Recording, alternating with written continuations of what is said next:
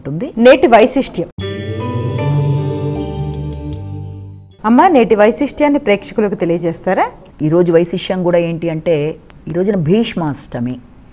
భీష్మాష్టమి అనేటప్పటికీ అందరికీ కూడా భీష్ముడు వెంటనే జ్ఞప్తికి రావాలి. ఎందుకంటే ఆయనంతటి రాజనీతిజ్ఞుడు, ఆయనంతటి గొప్ప విద్యా నిపుణుడు, అంత కురువృద్ధుడు, ఆయన భీష్మాచార్యులు ఒక ఆచార్యుడుగా ఆయన చెప్పిన విషయాలు కానీ, లేకపోతే అందరూ ఆయన ఫాలో అయిన విధానంలో ఆయన గొప్పతనాలు కానీ, ఎంతో అన్ని విద్యలలో ఆరితేరిన ప్రముఖమైన వ్యక్తిగా ఆయనకంటూ ఒక ప్రత్యేక స్థానాన్ని అందరి మదిలో నిలుపుకున్న భీష్మాచార్యుడి యొక్క ఇది ఈ రోజున ఆయన్ని మనం జ్ఞప్తికి చేసుకోవాలి.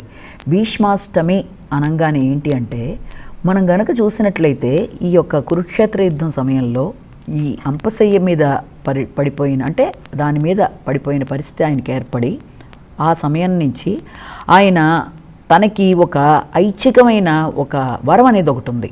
దానికి సంబంధించి ఆయన ఏంటంటే, ఆ వరం యొక్క ప్రధాన ఉద్దేశం ఏంటి అంటే, ఐచ్ఛికంగా తను ఎప్పుడు కావాలి అంటే అప్పుడు తన యొక్క తనువు చాలించగలగడం, అంటే తన యొక్క శరీరంలోంచి ప్రాణాన్ని వదలడానికి అన్ని విధాలుగా కూడా ఆయనకి ఐచ్ఛిక మరణం అనేది ఒక వరంగా పొందాడు ఆయన. అలాంటి వరాన్ని పొందడం అనేది చాలా విశేషం. అందులో కూడా ఆయన తనకి ఎప్పుడు కావాలంటే అప్పుడు ఆ విధంగా ఇదవ్వడానికి స్వయాన తన తండ్రి ద్వారా ఆ రకమైన వరాన్ని పొందడం అనేది జరిగింది, మొదటి విషయం. రెండోది, భీష్ముడి యొక్క గొప్పతనం గురించి ఎంత చెప్పినా తక్కువే. ఎందుకంటే ఆయన లాంటి విద్యావంతుడు, అలాగే దాంతోపాటుగా అన్ని విద్యలలో రాణించి ఆయన ప్రధానంగా అటు వశిష్ఠుడికైనా ఇటు పరశురాముడికైనా వీళ్ళందరి ద్వారా విద్యలు, అస్త్ర విద్యలు, శస్త్ర విద్యలు మొదలైనవన్నీ కూడా ఎంతో చక్కగా నేర్చుకొని తను విష్ణునే ప్రార్థించుకుంటూ తనకి కావలసిన సమయంలో తనువు చాలించుకునే విధంగా ఆయన చేసుకోవడం అనేది అది ఎవరికో కానీ ఎంతో గొప్పవాళ్ళకి కానీ లభించే ఇది కాదు. ఎందుకంటే ఒక విద్యాపరంగా తీసుకున్నా ఆయన ముందు ఎవరు సాటిరారు. అందుకే ఆచార్యుడు అన్న విషయాన్ని కనుక మనం తీసుకుంటే, గీతకి ఆచార్యుడిగా మనం గీతను బోధించాడు శ్రీకృష్ణుడు. అలాగే ఇక్కడ ఈయన విష్ణు సహస్రనామ విషయాన్ని కూడా చక్కగా మనకి వివరంగా చెప్పడం అనేది కూడా, ఆయన విష్ణు సహస్రనామం కూడా మనం ఈయన ద్వారా మనం తెలుసుకుంటాం. అయితే ఈయన యొక్క అష్టమి నాడు అసలు ఇది భీష్మాష్టమి ఏంటి, ఈ రోజున చేసే కార్యక్రమాలు ఏంటి, ఈ రోజున ఆయన్ని ఎందుకంత మనం తలుచుకోవాలి అన్న విషయాన్ని కనుక మనం కొంత క్లుప్తంగా తెలుసుకున్నట్లయితే, భీష్మాచార్యుడు మొత్తానికి ఆయన ఈ యొక్క కురుక్షేత్ర సమరం ఆ సమయంలో ఆయన అంపశయ్య మీద ఇదైపోయినప్పుడు, ఆ సమయంలో అది దక్షిణాయన పుణ్యకాలంలో సమయం. అది ఆయన ఏమనుకున్నాడంటే, ఉత్తరాయణ పుణ్యకాలం వచ్చేదాకా తను ఆగి ఉత్తరాయణం ఎంటర్ అయిన తర్వాతనే మనకి ఆ తర్వాత రథసప్తమి తర్వాత అష్టమి నాడు తన యొక్క ప్రాణాన్ని ఆయన ఇది చేసుకోవాలి అనుకున్నాడు. కొన్ని చోట్ల ఏం చెప్తారంటే, ఆయన 5 రోజులు 5 ప్రాణాలు వరుసగా వదిలాడు, అవి పంచ ప్రాణాలు అంటారు కదా, ఆ రకంగా వదులుతూ ఆయన వచ్చాడు అన్నది కొన్నిట్లో ఉన్నా, యాక్చువల్గా ఆయనకి భీష్మాష్టమి నాడు ఆయన యొక్క శరీరాన్ని వదిలి ఆయన వెళ్ళిపోవడం జరిగింది అన్న విషయాన్ని మనం ఇక్కడ జ్ఞప్తి చేసుకోవాలి. ఎందుకంటే ఉత్తరాయణ పుణ్యకాలం అనేది చాలా విశేషమైంది. సూర్యుడు మకర రాశిలో ప్రవేశించినప్పుడు, ముఖ్యంగా మాఘమాసంలో శుక్లపక్షంలో అష్టమి తిథి నాడు చాలా విశేషమైన సమయంలో ఆయన ఆ రకమైన నిర్ణయం తీసుకొని వెళ్ళడం అనేది జరిగింది. ఎందుకంటే ఆయన ఆలోచన విధానంలో కానీ ఎలాంటి పరిస్థితుల్లోనైనా ధర్మం తప్పకుండా నీతితో చేద్దామనుకున్న కార్యక్రమాలన్నీ అయిపోయిన తర్వాత తను మనసులో అనుకుని భావించిన విధంగా ఆ సమయాన్ని ఆయన యుటిలైజ్ చేసుకొని వెళ్ళిపోవడం జరిగింది. ఆ వెళ్ళింది భీష్మాష్టమి అన్న విధానంలో తీసుకున్నప్పుడు అష్టమి నాడు జరిగింది కాబట్టి దాన్ని భీష్మాష్టమి అన్న విధానాన్ని చెప్తారు.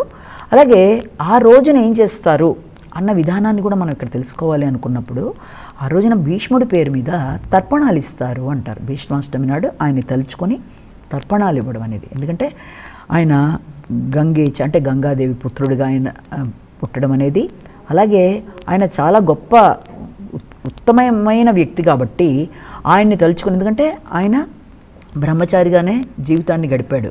ఆయనకి సంతానం అనేది లేదు. ఆయన తన కోసం తను ఇది చేసుకోవాల.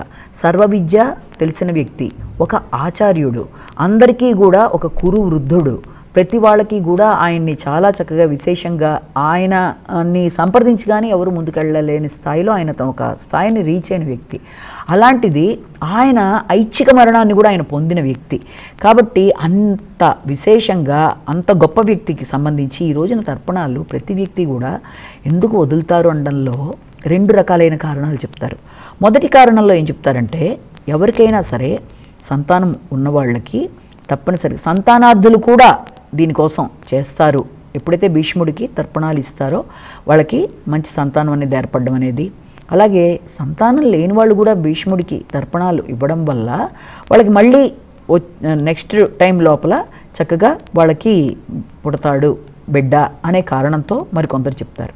సాధారణంగా తర్పణాలు ఏది చేసినా ఆ వ్యక్తి గోత్రంగానో ప్రవర చెప్పడంగానో ఏ కారణం వల్ల మనం తర్పణాలు వదులుతున్నాం ఈ విషయాలన్నిటినీ కూడా మనం చెప్పుకుంటూ ఆ రోజున ఎవరైనా సరే తప్పనిసరిగా భీష్ముడి యొక్క ఆశీస్సులు పొందడానికి, సత్సంతానానికి, మానసిక అభివృద్ధికి ఆయన యొక్క ఆశీస్సులు కోరుకున్న వాళ్ళందరూ కూడా తప్పనిసరిగా భీష్ముడికి ఈ రోజున తర్పణాలు ఇవ్వడం, అలాగే వారి దాంతోపాటుగా వాళ్ళ యొక్క పెద్దలని తలుచుకోవడం అనేది ఒకటి.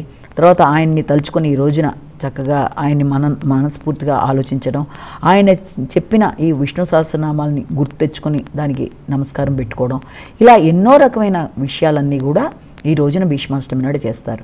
ఎందుకంటే ఎవరికీ లేని అతి గొప్ప వరాన్ని పొందిన వ్యక్తిగా, ఎంతో గొప్ప ఉన్నత స్థాయికి వెళ్ళిన వ్యక్తిగా, తనకంటూ ఒక ప్రత్యేక స్థానం అప్పుడే కాదు ఒక మానవ రూపంలో భూమి మీదకు వచ్చిన ఒకానొక ఈయన వసువుగా ఆయన ఇక్కడ ఉన్నంతకాలం చాలా చక్కగా తన యొక్క నియమ నిబంధనలని వదలకుండా, ధర్మాన్ని వదలకుండా, చక్కటి అందరికీ ఇచ్చిన సలహాలతో ముందుకు వెడుతున్న వ్యక్తిగా భీష్ముడు చేసిన కార్యక్రమాల వల్ల ఆయన ఒక మానవ రూపం ఎత్తి మనుషుల మధ్య తిరిగినందుకు ఈ రోజున ఆయన అందరూ స్మరించుకోవడం, ఆయనకి తర్పణాలు ఇవ్వడం, ఆయన్ని గుర్తు తెచ్చుకోవడం, ఆయన్ని పూజించటం, ఆయన ఆశీస్సుల కొరకు ఎదురు చూడడం, తమ సంతానం అన్ని విధాలుగా కూడా ఆయనకున్నన్ని మంచి లక్షణాలు తమ సంతానానికి రావాలని ఎదురు చూడడం మొదలైనవన్నీ వాళ్ళు చేస్తారు. కాబట్టి దానికి ఆ విధంగా తర్పణాలు ఇవ్వడం అనేది